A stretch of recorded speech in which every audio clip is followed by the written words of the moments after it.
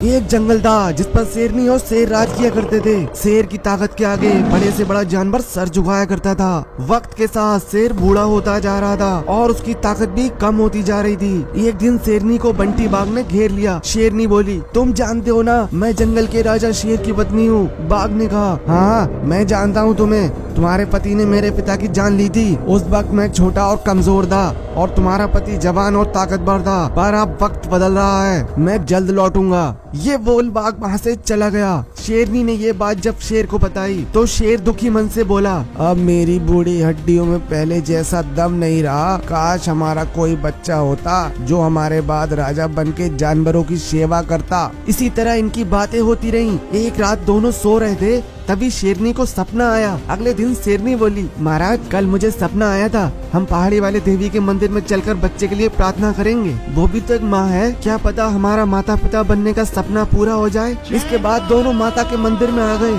काफी देर तक दोनों मन्नतें मांगते रहे और फिर अपने घर को लौट आए। जल्द ही शेरनी गर्भवती हो गई थी। शेर की तो खुशी का ठिकाना ना था। शेरनी ने एक प्यारे से बच्चे को जन्म दिया। शेर बहुत खुश था। शेर ने कहा, मैं आज बहुत खुश हूँ, मुझे मेरा उत्तराधिकारी मिल गया है। शाम को शेर नदी पे पानी पीने गया हुआ था।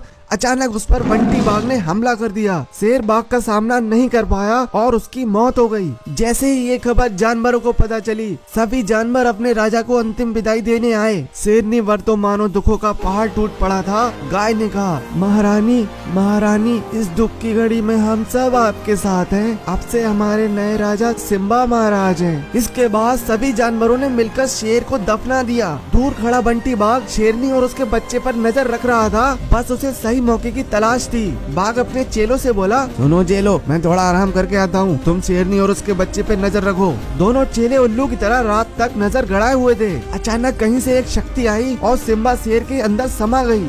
जब सुबह हुई तो शेरनी के साथ सभी जानवर हैरान थे। सिम्बा अब बड़ा और ताकतवर हो गया था। शेरनी समझ गई, ये माता का वरदान है, माँ की लीला माँ ही जाने। इधर जब बंटी बाघ को ये बात पता चली तो वो तिलमिला उठा और इसी तिलमिलाहट में बंटी बाघ शेरनी और उसके बच्चे को मारने उसकी गुफा पे आ गया। बाघ जैसे ही शेरनी को मारने चला, तभी सिम्बा उसके सामने आ गया। सिम्बा को एक ही रात में इतना बड़ा होते देख बाघ हैरानी से उसे देखने लगा। सिम्बा ने बिना देर किए बाघ को मौत के घाट उतार दिया।